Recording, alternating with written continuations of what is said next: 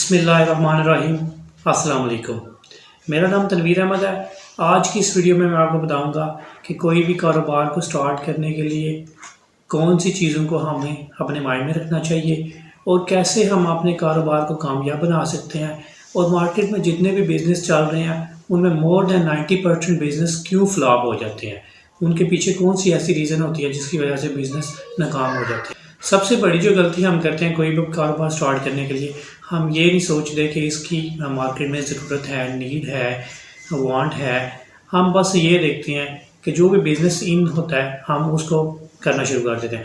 अगर कोई fast food का बिज़नेस शुरू करता है तो हम भी वो करना शुरू कर देते हैं। अगर कोई पेट्रोल पंप बनाना शुरू करता है, सीएनजी बनाना शुरू करता है, या कोई भी फार्मेसी का आजकल ट्रेंड चला हुआ है, तो इससे जब आपके बहुत ज़्यादा चीज़ें ओपन होना शुरू हो जाती हैं तो आपका इससे मार्केट शेयर बहुत ही ज़्यादा कम हो जाता है और आपके एक्सपेंसेस बहुत ज़्यादा होते हैं। और ये एक बहुत ही बड़ी वजह है जो आपके बिज़नेस को नाकाम कर दे, क्योंकि आपका जो प्रॉफिट रेशियो होता है वो बहुत ही कम होता है और आपके जितने एक्सपेंसेस होते हैं वो आप उसको मीट नहीं कर पा रहे होते। और यही वजह होती है कि आपका बिज़नेस फ्लॉप हो जाता है। और जो इस फील्ड में ऑलरेडी काम कर रहे होते हैं उनकी एक ऑलरेडी मार्केट शेयर बना होता है, उनके कस्टमर्स बने होते हैं, उनका हर चीज़ एक डेवलप होती है और वो अपना बिज़नेस को अच्छे तरीके से रन कर रहे होते हैं। तो मैं आपको ये आज बताऊंगा कि आपने ऐसा कोई काम नहीं करना कि बस आपके जहन में आया तो आप फास्ट फूड स्टार्ट कर दो, आपके जहन में आया तो आप एजुकेशन का बिज़नेस स्टार्ट कर दो, आपके जहन में आया फार्मेसी का या मैरिज हॉल का या मार्केज़ का, कोई भी आपके जहन में ऐसी चीज़ आती है तो आप उसका बिज़नेस स्टार्ट कर दो। आपने बिज़नेस स्टार्ट करने से पहले आपको मैं बताऊंगा कौन कौन सी चीज़ें करनी है। आपने पहले सबसे करनी है आइडेंटिफाई करना है अपॉर्चुनिटी। आपने देखना है कि फील्ड के अंदर, मार्केट के अंदर कौन सी अपॉर्चुनिटी है और उस अपॉर्चुनिटी को आपने ग्रैब करना है। आपने जब आपको ये पता चल जाएगा ना ये अपॉर्चुनिटी है मार्केट के अंदर, ये एरिया के अंदर ये बिज़नेस मैं करूँ तो मुझे उसमें ज़्यादा कामयाबी होगी। आपने बहुत ज़्यादा टाइम इन्वेस्ट करना है। आपने आइडेंटिफाई करना है कि मार्केट के अंदर या उस एरिया के अंदर जहाँ पे आप बिज़नेस कर रहे हो तो वहाँ पे आपके पास अपॉर्चुनिटी कौन सी है। आपका आइडिया यूनिक होना चाहिए। तो ये आपके बिज़नेस को कामयाब करने के लिए बहुत ही ज़रूरी है। नंबर 2 पे है थ्रेड्स। अब जो भी आप बिज़नेस स्टार्ट करने जा रहे हो आपको उसका ये पता होना चाहिए कि उसके थ्रेड्स क्या हैं। आपको उसमें आपके कंपेटिटर्स कितने हैं, आपके कंपेटिटर्स थोड़े हैं या ज़्यादा है, और जो आपके कंपेटिटर्स हैं वो कितने स्टेबल हैं। अब जब आप अपना कोई भी बिज़नेस स्टार्ट करना चाह रहे हो, फॉर एग्जांपल अगर आप बिज़नेस करना चाह रहे हो फास्ट फूड का, तो आपने आइडेंटिफाई करना है कि उस एरिया में जहाँ पे आप बिज़नेस डेवलप करना चाह रहे हो, न्यू बिज़नेस स्टार्ट करना चाह रहे हो, वहाँ पे जितने भी फास्ट फूड के ऑलरेडी हैं वहाँ पे बिज़नेस कर रहे हैं ब्रांड्स हैं वो कौन कौन से हैं, और फिर आपको उनकी स्ट्रेटजीज़ का भी पता होना चाहिए।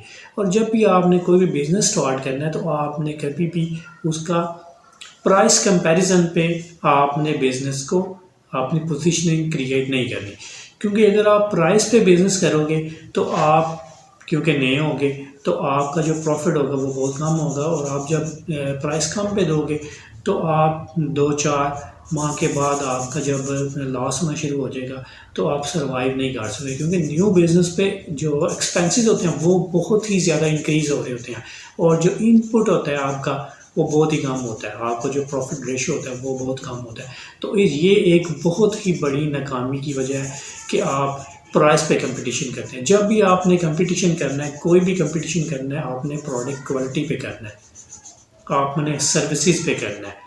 आप कुछ यूनिक डिफरेंट चीज़ करेंगे, जो ऑलरेडी बिजनेस हो रहे हैं उनसे आप कुछ भी आप डिफरेंट करोगे तो आप कामयाब हो सकते हो। अदरवाइज़ आप कुछ महीने में आप जैसे ही आपका जब आपके पास फाइनेंस होगा वो जैसे ही ख़त्म होगा तो आप फ्लॉप हो जाओगे, आपका बिज़नेस नाकाम हो जाएगा। नंबर 3 पे है स्ट्रेंथ। आपको ये भी पता होना चाहिए कि आपके पास स्ट्रेंथ क्या है, आपके पास ऐसी कौन सी चीज़ है जो दूसरों से डिफरेंट है। स्ट्रेंथ में अगर आपके पास फाइनेंस बहुत ज़्यादा है, कैपिटल बहुत ज़्यादा है, आपके पास इन्वेस्टमेंट बहुत ज़्यादा है, तो आप अपने बिज़नेस को बहुत ज़्यादा टाइम तक आप उसको बर्दाश्त कर सकते हो और उसको अपने ब्रेक इवन पॉइंट पे लेके आ सकते हो। ब्रेक इवन ऐसा पॉइंट होता है जहाँ पे कोई भी कंपनी, कोई भी ऑर्गेनाइजेशन जो है वो नो प्रॉफिट नो लॉस पे ऊपर काम कर रही होती है। और अगर आप अपने बिज़नेस को ब्रेक इवन पॉइंट पे लेके आ जाते हो तो ये आपके लिए बहुत ही बड़ी अचीवमेंट है, क्योंकि ब्रेक इवन से आगे प्रॉफिट में कन्वर्ट होना ये बहुत ही इजी है। ब्रेक इवन पे नंबर 1 पे लेके आना बहुत ज़्यादा मुश्किल होता है, क्योंकि जब नया बिज़नेस होता है तो उसके आपके एक्सपेंसेस बहुत ज़्यादा हो रहे होते हैं। आपने अपने जितने भी आपके एम्प्लॉइज़ होते हैं उनकी सैलरीज देनी होती है, उसके बाद इलेक्ट्रिसिटीज़ के चार्जेस होते हैं और डिफरेंट बहुत ज़्यादा एक्सपेंसेस होते हैं जो आप बेयर कर रहे होते हैं। और जो आपकी सेल होती है मार्केट के अंदर वो बहुत ही कम होती है, और कम होने की वजह से आपके एक्सपेंसेस ज़्यादा होते हैं, आपका प्रॉफिट रेशो बहुत कम होता है।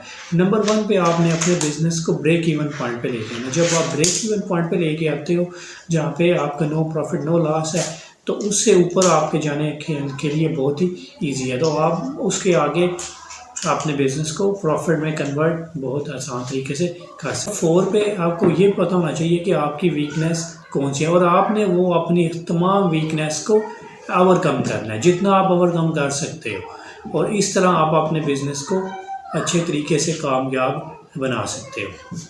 Thank you very much.